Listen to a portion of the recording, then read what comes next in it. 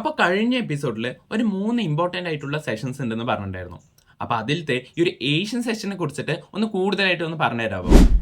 Forex മാർക്കറ്റിനെ കുറിച്ച് പഠിക്കുന്ന സീരീസിന്റെ 9ാമത്തെ എപ്പിസോഡാണിത്. അപ്പോൾ ഈ ഒരു എപ്പിസോഡിൽ നമ്മൾ ഈ ഒരു ടോക്കിയോ സെഷൻ അല്ലെങ്കിൽ നമ്മൾ മൊത്തത്തിൽ നോക്കുമ്പോൾ ഈ ഒരു ഏഷ്യൻ സെഷനെ കുറിച്ചിട്ട് ഫുള്ളായിട്ട് ഡീറ്റെയിൽ ആയിട്ട് തന്നെ സിമ്പിളായിട്ട് തന്നെ പറഞ്ഞു തരുന്നതായിരിക്കും. ഓക്കെ, അപ്പം നമ്മുടെ മുൻപത്തെ എപ്പിസോഡ്സ് പോലെ ഒരിക്കലും തന്നെ കുറേ കഥകൾ പറയാനോ കുറേ അധികം എക്സാമ്പിൾസ് പറയാനോ ഒന്നും തന്നെ ഇല്ല. ഇത് നിങ്ങൾക്ക് അറിയാവുന്ന പോലെ തന്നെ ഈ ഒരു ഏഷ്യൻ സെഷനെ കുറിച്ചിട്ടായാലും മറ്റേത് സെഷനെ കുറിച്ച് പറയാനായാലും കുറച്ച് പോയിന്റ് വൈസ് ആയിട്ട് പറയേണ്ട കാര്യങ്ങൾ മാത്രം തന്നെ ഉള്ളൂ.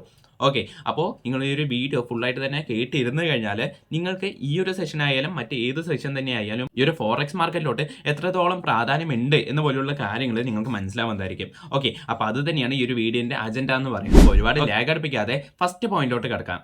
അതായത് ഈ ഒരു ഫോറക്സ് മാർക്കറ്റിലോട്ട് ഏഷ്യൻ സെഷനിൽ നിന്നും ഏതൊക്കെ മാർക്കറ്റാണ് കൂടുതലായിട്ട് പാർട്ടിസിപ്പേറ്റ് ചെയ്യുന്നത് എന്ന് ചോദിച്ചു കഴിഞ്ഞാൽ ജപ്പാൻ, സിംഗപ്പൂർ, ഹോങ്കോങ് എന്നിവിടുത്തെ മാർക്കറ്റും കാര്യങ്ങളൊക്കെയാണ്.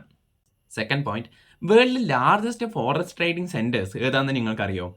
തികച്ചും നിങ്ങൾക്ക് ഊഹിക്കാവുന്ന പോലെ തന്നെ ആദ്യത്തെ രണ്ടാമത്തെ ഒന്നും കൂടുതലും ഈ ഒരു ഏഷ്യയിൽ നിന്ന് തന്നെ ആയിരിക്കില്ല അല്ലേ. അതായത് ആദ്യം വരുന്നത് ലണ്ടൻ, സെക്കൻഡ് വരുന്നത് ന്യൂയോർക്ക്, തേർഡ് വരുന്നത് സിംഗപ്പൂർ, ഫോർത്ത് വരുന്നത് ജപ്പാനാണ്. ഓക്കെ, അപ്പോൾ നിങ്ങളിവിടെ ഒരു കാര്യം ശ്രദ്ധിച്ചിട്ടുണ്ടാവും. ഈ ഒരു തേർഡും ഫോർത്തും പ്ലേസ് കൈവരിച്ചിരിക്കുന്ന ആര് തന്നെയാണ്? ഈ ഒരു ഏഷ്യയിൽ നിന്നുള്ള മാർക്കറ്റ് തന്നെയാണ്. തേർഡ് പോയിന്റ്, മോസ്റ്റ് ട്രേഡഡ് കറൻസീസിൽ മൂന്നാമതായിട്ട് നിൽക്കുന്നത് ആരാന്നറിയോ? ജപ്പാനത്തെ കറൻസിയായ യെന്ന തന്നെയാണ്. ഇപ്പോൾ ഈ ഒരു തേർഡ് പോയിന്റ് കുറച്ചും കൂടി ഡീറ്റെയിൽ ആയിട്ട് നമ്മൾ ജസ്റ്റ് ഒന്ന് ചർച്ച ചെയ്യുകയാണെങ്കിൽ നമ്മൾ ചെറിയ ക്ലാസ്സിലും പഠിച്ചിട്ടുണ്ടല്ലോ, ഈ ഒരു ജപ്പാൻ എന്നുള്ളത് ഹെവിലി ഡിപ്പെൻഡൻ്റ് ഓൺ എക്സ്പോർട്ട് ആണ്.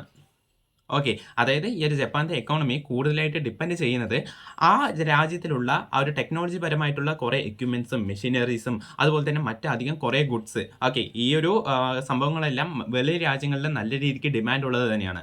ഓക്കെ, അതിനാൽ തന്നെ ഒരു ജപ്പാൻ്റെ എക്കോണമി ഈ ഒരു ഗുഡ്സ് എല്ലാം മറ്റ് രാജ്യങ്ങളിലോട്ട് എക്സ്പോർട്ട് ചെയ്യുമ്പോൾ അതിൽ നിന്നും കിട്ടുന്ന വരുമാനമാണ് കൂടുതലായിട്ടും ഡിപ്പെൻഡ് ചെയ്യുന്നത്. ഓക്കെ, അപ്പോൾ ഇതിലൂടെ എങ്ങനെയാണ് ഈ ഒരു തേർഡ് പോയിന്റ് കണക്ട് ചെയ്യുന്നത് നിങ്ങൾ ചോദിച്ചു കഴിഞ്ഞാൽ നിങ്ങൾ ജസ്റ്റ് ഒന്ന് ആലോചിച്ചാൽ മാത്രം മനസ്സിലാവും.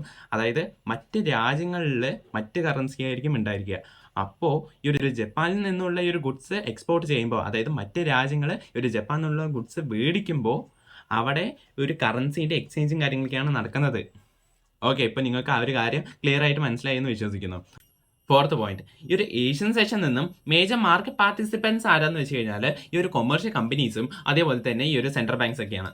ഓക്കെ, ഈ ഒരു കൊമേഴ്ഷ്യൽ കമ്പനീസ് എന്നുകൊണ്ട് ഉദ്ദേശിക്കുന്നത് എക്സ്പോർട്ടേഴ്സ്. ഓക്കെ, അത്ര തന്നെയുള്ളൂ. ഫിഫ്ത്ത് പോയിന്റ്, ഈ ഒരു ഫോറക്സ് മാർക്കറ്റിന്റെ ടോട്ടൽ വോളിയം എടുത്തു കഴിഞ്ഞാൽ അതിൽ ഏകദേശം 20% വോളിയം മാത്രമാണ് നമ്മുടെ ഈ ഒരു ഏഷ്യൻ സെഷൻ കോൺട്രിബ്യൂട്ട് ചെയ്യുന്നത്. ഓക്കെ, അപ്പോൾ നിങ്ങളുടെ ഒരു പ്രഥമ ദൃഷ്ടിയാൽ തന്നെ ഈ ഒരു 20% വോളിയം എന്ന് പറയുന്നത് അധികം വലുതായിട്ട് തോന്നിയില്ല. അത് ശരി തന്നെയാണ്. അത് കമ്പയറിങ് ടു അതർ സെഷൻസ് ഈ ഒരു ഏഷ്യൻ സെഷൻ കോൺട്രിബ്യൂട്ട് ചെയ്യുന്ന വോളിയം എന്ന് പറയുന്നത് കുറവ് തന്നെയാണ്. പക്ഷേ ഇത് എത്രത്തോളം കുറവാണ് എന്ന് അറിയാനായിട്ട് നമ്മൾ ഈ ഒരു പിന്നീട് പറയാൻ പോകുന്ന ഈ ഒരു സെഷനെ കുറിച്ച് അവർ കോൺട്രിബ്യൂട്ട് ചെയ്യുന്ന ഈ ഒരു വോളിയം എല്ലാം അറിഞ്ഞു കഴിഞ്ഞാൽ നിങ്ങൾക്ക് ആ ഒരു കമ്പയർ ചെയ്തിട്ട് കൂടുതലായിട്ട് മനസ്സിലാക്കാൻ വേണ്ടി സാധിക്കുന്നതായിരിക്കും. ഓക്കെ, അപ്പോൾ ഞാൻ ഇത്രയും പോയിന്റ്സും ഇത്ര ചെറിയ കുറച്ച് ഡാറ്റാസ് കാര്യങ്ങളെല്ലാം പറഞ്ഞത് ഈ ഒരു ഏഷ്യൻ സെഷൻ ഈ ഒരു ഫോറക്സ് മാർക്കറ്റിൽ എത്രത്തോളം പ്രാധാന്യമുണ്ട്, എത്രത്തോളം ഇമ്പോർട്ടൻസ് ഉണ്ട് എന്ന് അറിയിക്കാൻ വേണ്ടി മാത്രമാണ്. ഓക്കെ, ഇനി നിങ്ങൾ ട്രേഡ് എടുക്കാനായിട്ട് പോകാമെന്ന് വിചാരിക്കുക. അപ്പോൾ നിങ്ങൾക്ക് തീർച്ചയായിട്ടും അറിഞ്ഞിരിക്കേണ്ട കുറച്ച് ഇൻഫർമേഷൻ ഉണ്ട്. അതായത് മറ്റ് സെഷൻസ് വെച്ച് കമ്പയർ ചെയ്യുമ്പോൾ ഈ ഒരു ഏഷ്യൻ സെഷനിലുള്ള ലിക്വിഡിറ്റിയും അതുപോലെ തന്നെ വോൾട്ടാലിറ്റിയും കുറവ് തന്നെയാണ്. ഓക്കെ, അപ്പോൾ ഈ ഒരു ലിക്വിഡിറ്റിയും വോൾട്ടാലിറ്റിയും കുറവായത് കൊണ്ട് തന്നെ സ്പ്രെഡ് കുറച്ച് കൂടുതലുമായിരിക്കും. ഓക്കെ, അപ്പോൾ ഈ ഒരു സ്പ്രെഡിനെ കുറിച്ച് പറയുകയാണെങ്കിൽ ഒരു 2 തരമുണ്ട്. ഫിക്സഡ് സ്പ്രെഡും ഉണ്ട്, അതുപോലെ തന്നെ ഈ ഒരു മാർക്കറ്റിനനുസരിച്ച് ചേഞ്ച് ചെയ്യുന്ന സ്പ്രെഡും ഉണ്ട്. ഓക്കെ, അപ്പോൾ അതൊക്കെ ഓരോ ബ്രോക്കർ അനുസരിച്ചിട്ടായിരിക്കും ഇരിക്കുന്നുണ്ടാവുക. അപ്പോൾ കമ്മിങ് ബാക്ക്, ഞാൻ ഇതുവരെ പറഞ്ഞിട്ടുള്ള എല്ലാ കാര്യങ്ങളും നിങ്ങൾക്ക് ക്ലിയർ ആയിട്ട് തന്നെ മനസ്സിലായിട്ടുണ്ടാവും. എന്നിരുന്നാലും നിങ്ങളൊരു ഏഷ്യൻ സെഷനിൽ ട്രേഡ് ചെയ്യാനായിട്ട് പോകാമെന്ന് വെച്ച് കഴിഞ്ഞാൽ അപ്പോൾ നിങ്ങൾ ഏത് കറൻസി പെയർ ആയിരിക്കും ട്രേഡ് ചെയ്യാനായിട്ട് ചൂസ് ചെയ്യുന്നുണ്ടാവുക? ഞാൻ ചെറിയ രീതിയിലൊന്ന് ഹെൽപ്പ് ചെയ്ത് തരാം. ഒരു ജാപ്പനീസ് യെന്നിൻ്റെ ക്രോസസ് നമ്മൾ ട്രേഡ് ചെയ്യാൻ ഉചിതം തന്നെയാണ്. അതുപോലെ തന്നെ AUD USDയും NZD USDയും, അതായത് ന്യൂസിലാൻഡ് USD. ഓക്കെ, ഈ AUD USD എന്ന് പറയുന്നത് ഓസ്ട്രേലിയൻ ഡോളറാണ്. ഓക്കെ, അപ്പോൾ ഈ കാര്യങ്ങളെല്ലാം നിങ്ങൾക്കറിയാം. അപ്പോൾ ഇവിടെ നിങ്ങളൊരു കാര്യം ശ്രദ്ധിച്ചിട്ടുണ്ടാവും, ഒരു ജാപ്പനീസ് യെൻ ക്രോസസ് വരുന്നത് അത് കറക്റ്റ് തന്നെയാണ്. കാരണം ഈ ഒരു ഏഷ്യൻ സെഷനിൽ ജാപ്പനീസിന് നല്ല രീതിക്ക് തന്നെ റോളും കാര്യങ്ങളൊക്കെ ഉണ്ട്. അപ്പോൾ ഒരു ജപ്പാൻ വന്നതിൽ ഒരു തെറ്റുമില്ല എന്ന് നിങ്ങൾക്ക് മനസ്സിലാവും. പക്ഷേ ഒരു ഓസ്ട്രേലിയയും അതുപോലെ തന്നെ ന്യൂസിലാൻഡ് എല്ലാം എവിടെ നിന്ന് വന്നു? ഈ ഒരു ഏഷ്യൻ സെഷനിൽ അവർക്ക് എന്താ റോള് ഇതുപോലെയുള്ള ഒരു തോട്ട് നിങ്ങൾക്ക് സ്വാഭാവികമായിട്ടും വന്നിട്ടുണ്ടാവും അല്ലേ. അതായത് ഈ ഒരു ഏഷ്യൻ സെഷൻ്റെ ടൈമിലാണ് ഒരു ഓസ്ട്രേലിയയിൽ നിന്നും അതുപോലെ തന്നെ ന്യൂസിലാൻഡിൽ നിന്നും പല റിപ്പോർട്ടും കാര്യങ്ങളെല്ലാം വരുന്നത്. ഓക്കെ, അപ്പോൾ ആ ഒരു റിപ്പോർട്ട് അനുസരിച്ച് അല്ലെങ്കിൽ ആ ഒരു ന്യൂസ് അനുസരിച്ചിട്ട് നമുക്ക് ആ ഒരു കറൻസി പെയറിൽ ട്രേഡ് ചെയ്തിട്ട് അതിൽ നിന്ന് നമുക്ക് നല്ല രീതിക്ക് തന്നെ പ്രോഫിറ്റ് ഉണ്ടാക്കാൻ വേണ്ടി സാധിക്കുന്നതാണ്.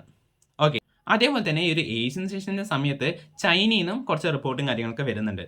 ഓക്കെ, അപ്പോൾ ചൈനനെ നല്ല രീതിക്ക് ഡിപ്പെൻഡ് ചെയ്യുന്ന കുറച്ച് രാജ്യങ്ങളെല്ലാം ഉണ്ടാവുമല്ലോ. അപ്പോൾ ഈ ഒരു റിപ്പോർട്ട് അവരിനെ അഫക്റ്റ് ചെയ്യുന്നുണ്ടാവുമല്ലോ. അപ്പോൾ ആ ഒരു രീതിയിലും നമുക്ക് ഈ ഒരു ഫോറക്സ് മാർക്കറ്റിലോട്ട് അപ്രോച്ച് ചെയ്യാൻ വേണ്ടി സാധിക്കുന്നതായിരിക്കും. അപ്പം നമ്മൾ ജസ്റ്റ് ഒരു സമ്മറി ആയിട്ട് പറയുകയാണെങ്കിൽ നിങ്ങൾക്ക് ഈ ഒരു ഫോറക്സ് മാർക്കറ്റിലോട്ട് ട്രേഡ് ചെയ്യുമ്പോൾ ലിക്വിഡിറ്റിയും അതുപോലെ തന്നെ വോളറ്റാലിറ്റിയും കുറവായിട്ടുള്ള ഒരു മാർക്കറ്റിലാണ് ട്രേഡ് ചെയ്യാൻ താല്പര്യമെങ്കിൽ നിങ്ങൾക്ക് ഈ ഒരു ഏഷ്യൻ സെഷൻ ചൂസ് ചെയ്യാവുന്നതാണ്. സോ അതൊക്കെ അത്രയേ ഉള്ളൂ. അപ്പോൾ ഈ ഒരു എപ്പിസോഡിൽ ഈ ഒരു ഏഷ്യൻ സെഷനെ കുറിച്ചിട്ടുള്ള കുറച്ച് ഇൻഫർമേഷനും കാര്യങ്ങളെല്ലാം ഷെയർ ചെയ്തിട്ടുണ്ട്. അപ്പോൾ അടുത്ത വീഡിയോയിൽ അടുത്ത സെഷനുമായിട്ട് വരാം. ഓക്കെ.